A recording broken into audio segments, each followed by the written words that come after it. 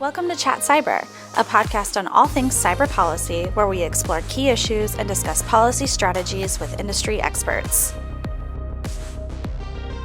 All right. Hello and welcome to another episode of Chat Cyber, Cyber Florida's policy podcast. I'm your host, James Jacobs, Cyber Florida's Associate Director for Partnerships and Policy. And I am your co-host, Jordan Diulis, Cyber Policy Analyst at Cyber Florida.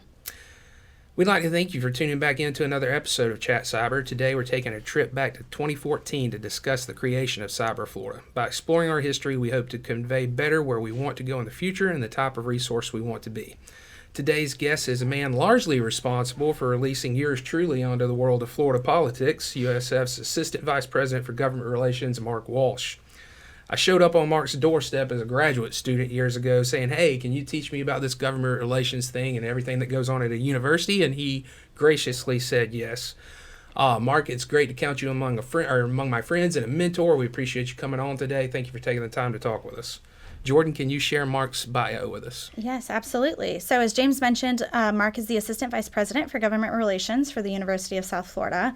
His office oversees all aspects of USF's government relations and internal and external lobbying activities at the local, state, and federal government levels.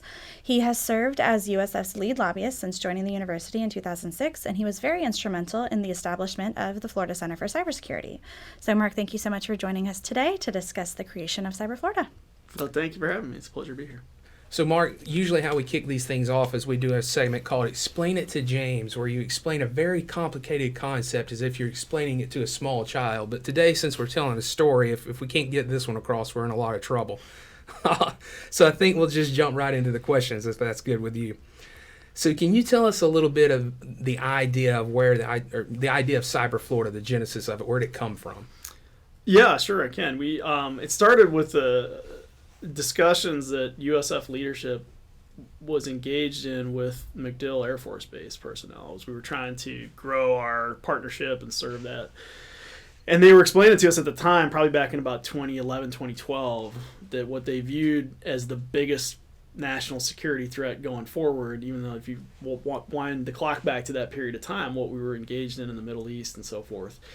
And CENTCOM, United States Central Command, is at MacDill, Special Operations Command, so they were doing this. So we were I wasn't engaged in the conversation, but I got them secondhand from the president and the provost that, it really took them by surprise that what the base was most concerned about was cyber warfare going forward, rather than conventional warfare, even though we were engaged in a conventional battlefield thing that was being run out of MacDill Air Force Base for the United States at that very period of time. So it really made an impression on President Genschaft at the time and Provost Wilcox, who were long-serving president and provost of this university, and said, well, we can do something about it, because basically there was a plea from the base saying we cannot get enough people who are trained in this to do what we need to do. The workforce is way too short.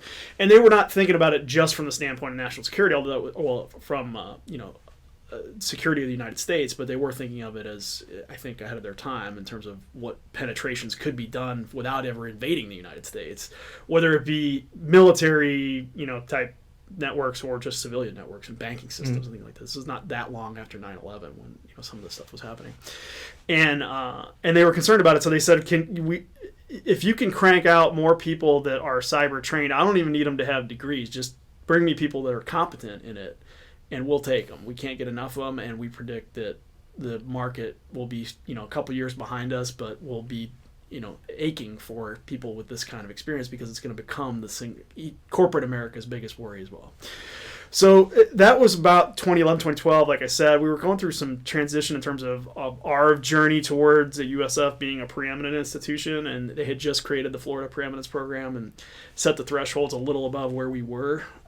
And that, at the time, was the transition also between the Speaker of the House, which in Florida turns over every 2 years, and a person was going to become the Speaker of the House after the 2012 elections, who is from the Tampa area. His name's Will Weatherford. He's now the chair of the Board of Trustees of University of South Florida. He's not an alum, but he took a great interest in our university in his time in the legislature. In his final 2 years, he was I think maybe or certainly among the youngest speakers that Florida had ever elected. So he was a very young man at the time, probably when he became speaker in his late 20s, I think, or something, early 30s at most. And he was interested in helping us out. So we pitched this idea to him and said, like it just come off the heels of preeminence and saying, our big thing we want to do, because at that time they'd given kind of like $15 million to each of the preeminent institutions of recurring revenues, and we weren't going to make that threshold for a couple more years, so we got our graduation rate and things like that up to meet the thresholds.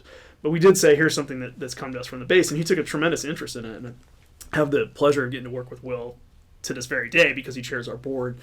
And just coming out of the session we just finished, he spent a lot of his political capital and continues to invest in cybersecurity related things. So that's why we pitched it. It took a little bit of a left turn. We had envisioned it as kind of a USF thing. And in the first year, which would have been the 2013 session, the legislature enacted a little piece of proviso language in the state budget that didn't have any money attached to it, but it did say, we want to have the Florida Center for Cybersecurity and we expect it to be housed at USF. Go forward and create a plan for it and take that plan back to the Board of Governors and have them authorize it. And then the 2014 session, if the legislature agrees, they'll authorize it in law and fund it. And so that's what we did. So we spent a year doing that. And the Board of Governors was really the entity that pitched back to us the idea of it being broader than USF and really helping, sort of supplement the entire state university system. That was an effort they were engaged in at the time on all fronts to try to get the institutions that had historically not cooperated with each other to cooperate on more fronts, particularly in research related stuff, and not try to duplicate everybody's need for the same piece of equipment. So whenever we could share those types of things, that's what they did. And so in Cyber Florida, they were the ones that expressed a strong interest in saying, not what can you do just at USF, but what can you do to help the entire state. And so in order for them to go back to the legislature, we had to take that report to the BOG. And since the BOG wanted it framed that way, we spent a lot of time saying, okay, well, if that's what we can do to create the state. We had really only thought about what could we do in Tampa Bay or what could we do at USF, but it got broader quickly. And that's how it came to be. And then the Board of Governors ratified that plan, which still exists somewhere on the internet, I'm sure, but it was about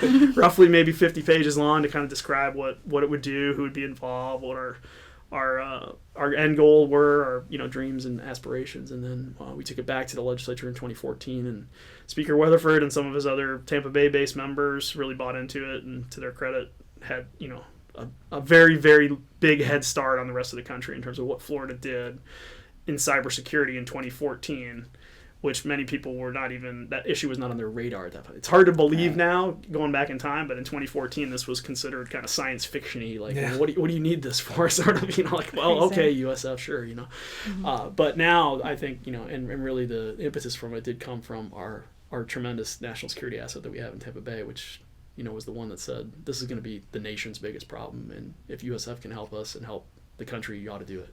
So you talk about, and I want to bring Jordan into the conversation, but you talk about the how innovative the idea was. You use the term science fiction-y. I remember you've told me a funny story about House bill drafting when you approached them with the idea and the term cybersecurity. If you remember that story, I did. It's one of my anecdotes I remember the most sort of fondly about that whole time was, it was always for us a money issue, but we thought it was important to memorialize it in law so that there was some direction of what the state intended that went through the legislature and the governor, and not just be just a pot of funds that could eventually lead to something else or whatever. So in addition to getting the first $5 million recurring that was put in there, largely with the advocacy of Speaker Weatherford, we drafted up a piece of law which has stayed the same until this very year. There's a bill pending for the legislature to make the first amendments to it in 10 years. But that kind of said, here's what the goal for the Florida Center for Cybersecurity, it's established within USF, and here's the primary goals to support the workforce development, education, whatever. So it's a very simple statute, but I got a call back. We were trying to do it very late in the game to say, like, hey, let's go ahead and enact the law with it. And there was only a matter of days left. And the House Appropriations staff called me, who were willing to do it because the speaker said, yeah, do the bill as well. And they said, I can't do this, Mark, because it's telling me cybersecurity is not a word. Like, does this need to be 2 words or whatever? I'm going to get in a lot of trouble. We've been admonished not to put words into statute that are slang or, so I went scrambling because I'd never even heard it. I never bothered to look it up. But this was how sort of primitive the idea was at the time. And I Googled it, and I was able to land on a page on the White House. This would have been, I guess, Obama administration, right? And and they had one singular web page on the whitehouse.gov that said cybersecurity, sort of, and I was like, is this good enough? I mean, if it's good enough for the White House, like, it literally is, but it kind of came down to, they do their bill drafting on Microsoft Word, and, like, whenever we misspell something on Microsoft Word, you get this squiggly line underneath it, and they're like, it's telling me a word is not a word, yeah. Go away. And, like, I need some air cover to be able to put this into a law. That's if crazy. it's a made up word. That's how, like, kind of forward thinking it was back then. It's like, it didn't even, the terminology had not made its way to Microsoft yet. It's hilarious. So in addition to that, were there any other challenges that you faced to see it across the finish line in 2014? I think, funding was a challenge. We were just coming out of the one of the deepest recessions we'd been in, and since the 1920s at that point in time. 2013 was kind of our first year of moderate recovery. In 2014 we had a little bit more, so funding was a challenge because we did not want this. We knew it was going to be an expensive discipline. I mean, it's something that's pretty high tech, obviously, and so to only get like $1 million or something, we just wouldn't have serviced the need. And we actually went for more than 5, but 5 was what they could afford to give us. So funding was a challenge, and I think some of it was just educating people, like, because it things have changed so much now. But back then, it kind of sounded like we were fixated on other stuff and not this very new wave of the society was at that point in time too. 2014, like with iPhones maybe 6-8 years old, whatever, right? So like, iPad was probably 2 years old, right? So like a lot has changed in a rapid amount of time. But getting 70-year-old state legislators who sell air conditioning in cars to understand the importance of this compared to a road or something like that in their district that needed to be repaved was a challenge, because it was so. And that's why I give so much credit to Speaker Weatherford and Chair Weatherford for adopting it. I think the fact that he was a younger man at the time, he had a better grasp for like why this could be potentially a huge issue for us, and saw the potential for Florida to be a real leader in it.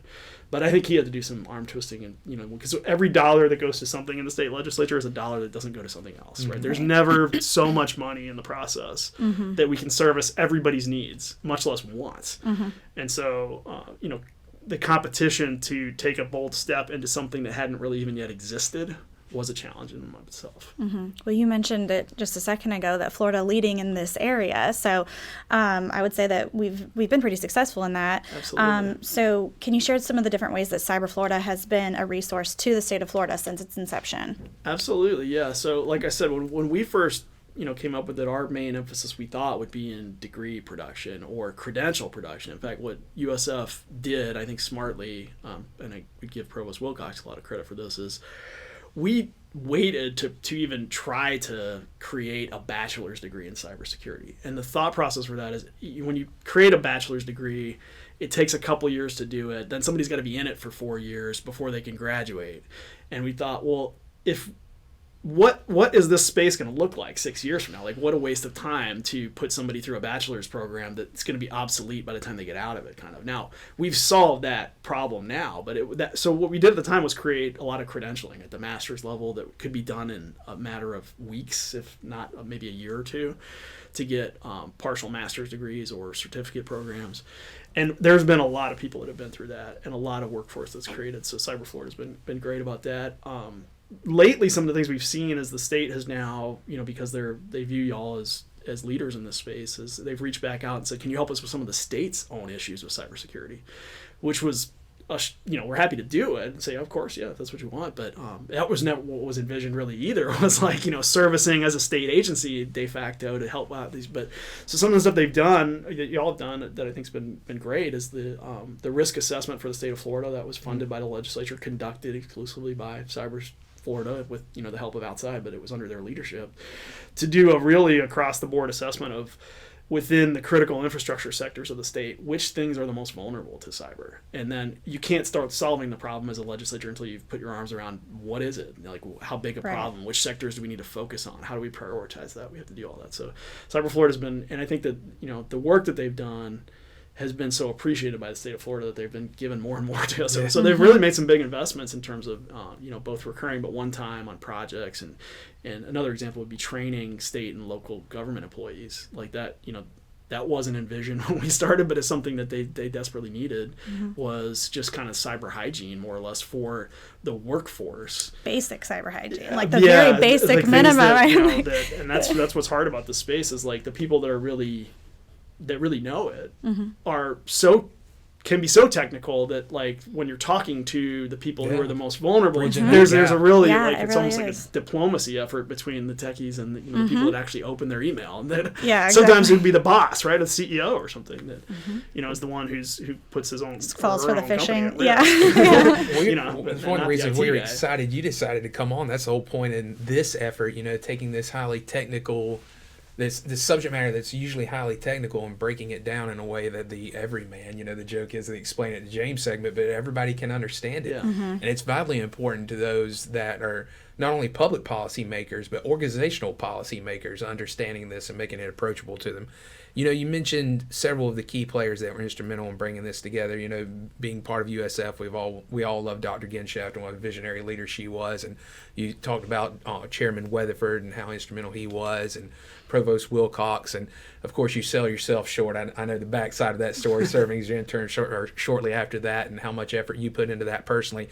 But can you talk a little bit about leadership at the Cyber Florida level that originally took the reins, and then maybe finish with some of your thoughts about General McKenzie being in that chair now, and what a valuable asset he has been to not only Cyber Florida, but at USF, and how that's opened some doors for us? Yeah, it's just a real privilege to even know the man, but to have him as a USF asset employee is just tremendous for this institution and for Cyber Florida and the state, quite frankly. But yeah, so like I said, one of the things that interested me about Cyber Florida over the years is just kind of the evolution of it. It's because some of it we were just, quite frankly, saying, like, what like it fell on the shoulders of people like me that know nothing about it to kind of put some ideas forward, because we were just sort of making it up. But what we found when we established it is that there was a lot of interest from people in the DC area in that apparatus for what Florida was doing to try to pull a whole bunch of assets together in the cyberspace. And I recall at the time we were interviewing potential executive directors and things, and they were all kind of out of that DC area, because they were really the only people, other than at military installations, that were dealing with that subject at that point in time, much more so. Even like, even retail companies had hardly done anything. Maybe Target had been breached or whatever. Like, they kind of knew it. They were starting to understand that this is a problem, but they weren't really working on it. And so a lot of those people came in from either the DC or the military apparatus that we talked to, and the constant feedback was, we really like what you're doing on a state level, trying to, rather than just some university all on its own or whatever. And so that generated some interest, and one of the people that was interested in it that we talked to at the time was Admiral Mike McConnell, and he really, I think, took a good it was deeply personal to him, because he was involved at the NSA and at the Security Council on 9/11, had to brief the president repeatedly about it. And the potential for a cyber attack after 9/11, he believed, was really high. So he actually, to him, he thought this was like a major calling of the United States. And so he showed an interest in it. Unfortunately, he said, like, I'm retired. It's like, I don't have the time to dedicate to it. So we talked him into being the director of the Cyber Florida's board of advisors, to stay connected, which he graciously allowed to do, because it's not even it's a volunteer position, right? So, but he hired Sri Sridharam. So they spent a lot of time kind of standing the thing up, and he looked on us from on high. And then as Sri, who did a great job, moved on from his leadership, Admiral McConnell actually convinced him to come be the executive director for a while, which I think took Cyber Florida to a whole nother level, because he had done a great job with his networking and trying to bring in advisors and things. But to say that, when we could go to Tallahassee, I think that's where you saw the pivot from the state trying to say, like, okay, maybe we need to turn over some of our problems to Cyber Florida, because we say that the former head of the National Security Agency is the person who's the director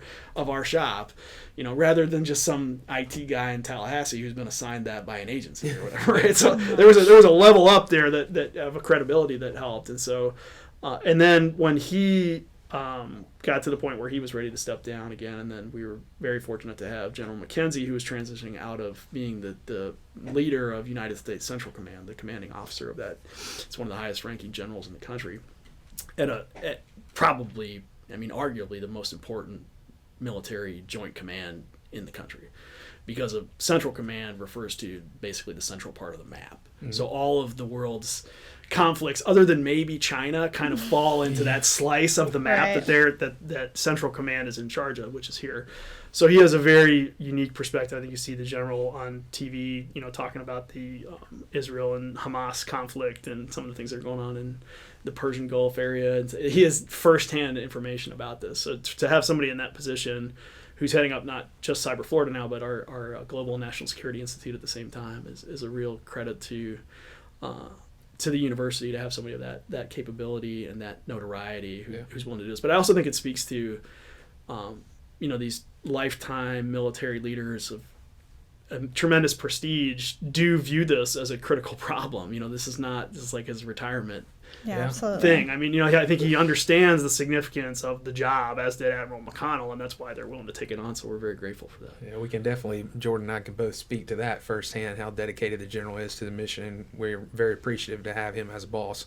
Mark, one more question for you, and then we'll let you out of here. The university just had an exciting announcement on Friday, the formation of the new college, cyber and AI. Could you share with the audience a little bit about what that asset at USF combined with what Cyber Florida brings to the table and what we've done historically, what value that might bring not only to the state of Florida, where a lot of our listeners obviously are engaged, but also to the private sector? Sure. Yeah. I mean, that's what we're hoping for. That was kind of this was another, I think, milestone in that initial vision from 10 years ago that, we've reached a certain amount, but we can do more, and USF can do more, and Cyber Florida can do more, and the state of Florida should do more, and the state should really, this is a space where, economically, if Florida gets this right, could sustain the state's economy for the next 25 years. I mean, we're the epicenter of cybersecurity for the nation. So the legislature's doing that. Again, give credit to Speaker Weatherford for his vision, Chair Weatherford now, and I think he was the one that went to the new provost and said, "Hey, you're a computer scientist by trade. Our fairly new provost at this university, Dr. Wilcox, was not, and was trying to stand us up as a non-computer guy. He's a brilliant man, but and it kind of asked Prasan, our current provost, like, what more should we do? And he kind of said, well, I think you could create an entire college around this, because that's how significant it is, like cybersecurity and AI, and how significant it is going to be going forward. And so he started looking into, like what assets do we have in place? Cyber Florida was the most visible of those, but it's not really an academic enterprise. It's not part of a college, and I don't think it ultimately is going to be part of the college, but it'll be closely working with that, because Cyber Florida is more of the R&D type enablers, workforce enablers, dealing with the private sector, helping start those companies.